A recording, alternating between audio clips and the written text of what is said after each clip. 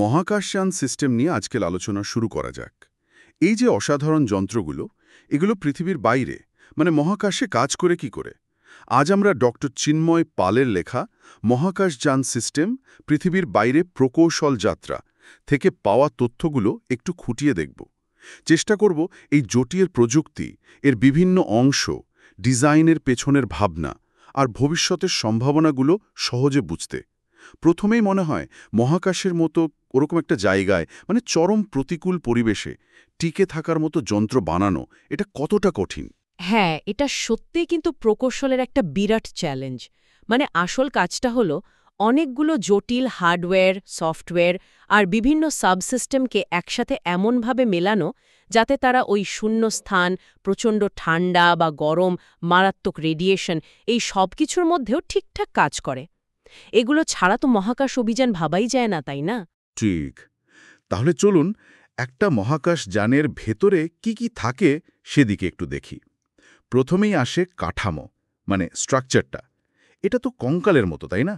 যেমন ধরুন ওরিয়ন মহাকাশযান, ওর কাঠামো নাকি কার্বন কম্পোজিট দিয়ে তৈরি। হ্যাঁ, ঠিক বলেছেন।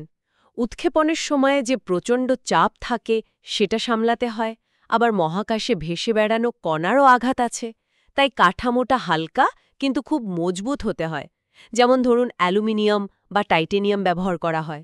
আচ্ছা, এরপর তো নিশ্চয়ই আসে চালিকা শক্তি মানে প্রপালশন সিস্টেম। ঠিক, প্রপালশন সিস্টেম। দেখুন, দ্রুত গতি তোলার জন্য দরকার হয় রাসায়নিক রকেট, অনেকটা ওই ফ্যালকন 9-এর ইঞ্জিনের মতো। আবার যদি লম্বা যাত্রা হয় তখন লাগে ইলেকট্রিক প্রপালশন, যেমন নাসার ডন মিশন আয়ন থ্রাস্টার ব্যবহার করেছিল। মানে একটা দ্রুত গতির জন্য আর একটা লম্বা সাশ্রয়ী যাত্রার জন্য। একদম তাই। ইলেকট্রিক প্রপালশন খুব কম জ্বালানিতে অনেক দিন চলতে পারে। কিন্তু এত সব চালানোর শক্তিটা আসে কোথা থেকে? পৃথিবীর কাছাকাছি থাকলে সোলার প্যানেল ঠিক আছে, কিন্তু যখন অনেক দূরে চলে যায়, যেমন ধরুন মঙ্গল বা তারও ওপারে, কিউরিওসিটি রোভারের শক্তি কোত্থেকে আসত? খুব ভালো প্রশ্ন। গভীর মহাকাশে সোলার প্যানেল তো যথেষ্ট নয়, তখন ব্যবহার করা হয় আরটিজি, আরটিজি মানে? Radio isotope thermo electric generator. তেজস্ক্রিয় পদার্থের স্বাভাবিক ক্ষয় থেকে যে তাপ বেরোয় সেটাকে বিদ্যুতে রূপান্তরিত করা হয়। কিউরিওসিটির মতো রোভারে এটাই শক্তি যোগায়, আর অবশ্যই ব্যাকআপ হিসেবে ব্যাটারি তো থাকেই। বুঝলাম। এরপর আসে নিশ্চয়ই এর ব্রেন বা মস্তিষ্ক, অ্যাভিয়নিক সিস্টেম, মানে যেটা দিয়ে পথ চেনে, পৃথিবীর সাথে যোগাযোগ রাখে। পার্সিভারেন্স রোভার তো নিজে নিজেই মঙ্গলে ঘুরছে। হ্যাঁ, অ্যাভিয়নিক সিস্টেমটাই হলো সেই মস্তিষ্ক।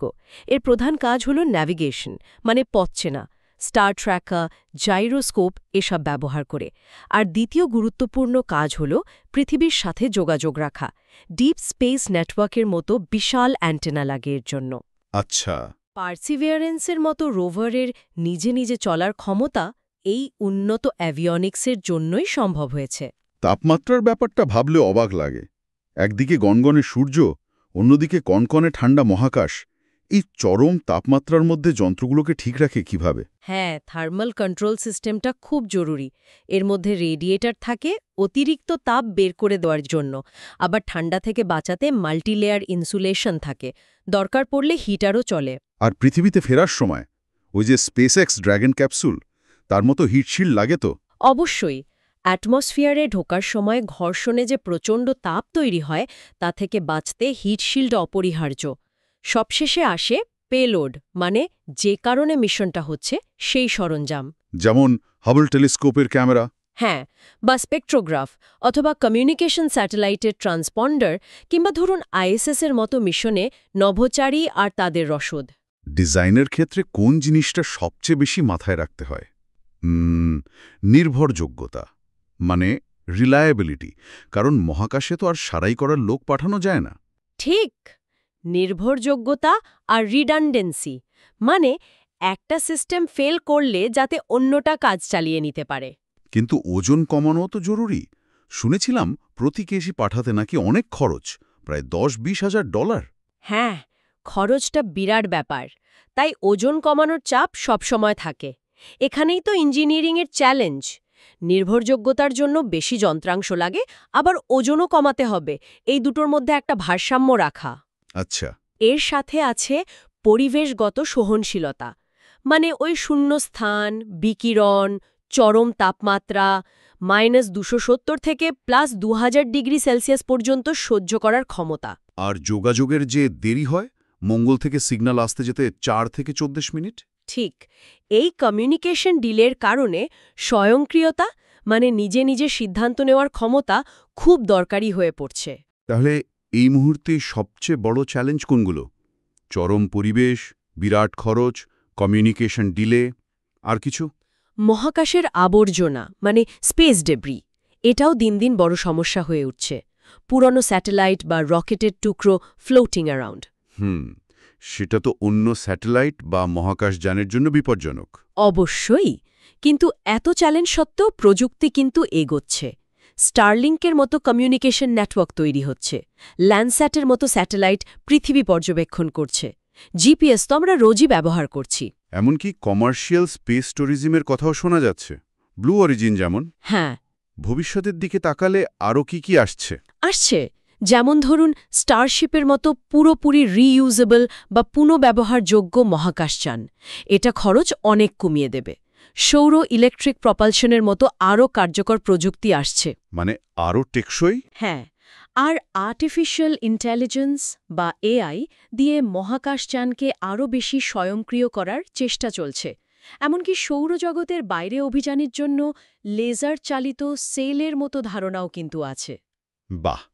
তাহলে এই পুরো আলোচনা থেকে এটা বেশ স্পষ্ট যে মহাকাশযান সিস্টেম আসলে বহু রকম প্রযুক্তির এক অসাধারণ মেলবন্ধন। কাঠামো, শক্তি, চালিকা শক্তি, বুদ্ধি সব মিলিয়ে এটা এমন একটা যন্ত্র যা এমন পরিবেশে কাজ করে যেখানে আমরা সহজে যেতেই পারি না।